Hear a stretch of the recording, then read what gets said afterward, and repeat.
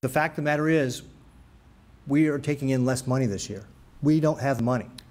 The state budget battle continues. Good evening, everyone. I'm Rod Fowler. Megan is off tonight. We'll expect more budget talks. The governor has vetoed $56 million from it.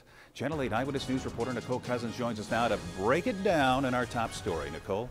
That's right, Rod. While one state agency would actually see an increase in funding with Governor Ricketts' suggestions, many more would have to double down to meet tighter restrictions.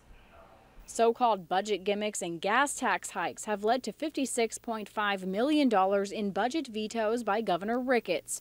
Those include making 0.5% in additional cuts to most state agencies, while adding $15 million back to the Department of Roads. This is about the funds that are available, and what we have to do is make sure we're doing a good job of managing those. Ricketts says the currently written budget puts Nebraska on shaky ground because it dips into the state's cash reserve. With revenue projections falling short 14 of the last 22 months, Ricketts says there needs to be a better safeguard. We actually should be thinking about actually even taking that reserve up to guard against revenue downturns. So we're going the wrong direction. I think if you look back in history, this reserve has been changed in the past, has accommodated business downturns in the past. We do have a robust reserve under it, or a savings account called a rainy day fund. So that was the rationale. Appropriations Chair John Stinner says his committee thought their slashing of more than $700 million from the budget was enough. But Ricketts also cut an additional $34 million from DHHS, reducing funds from Medicaid, behavioral health, child welfare, and developmentally disabled aid. When Nebraska families see their income go down, they tighten their belts.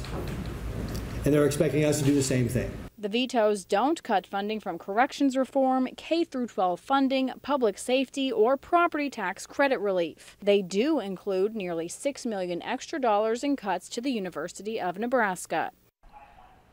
Now, the Appropriations Committee will meet tomorrow at 8 a.m. to go line by line through the governor's changes before presenting the budget once again to the floor. And just another reminder, Rod, if both sides can't come to an agreement, there may be a special session in our future. We'll have to see what happens. Nicole Cousins, I know you'll keep us updated. Thank you.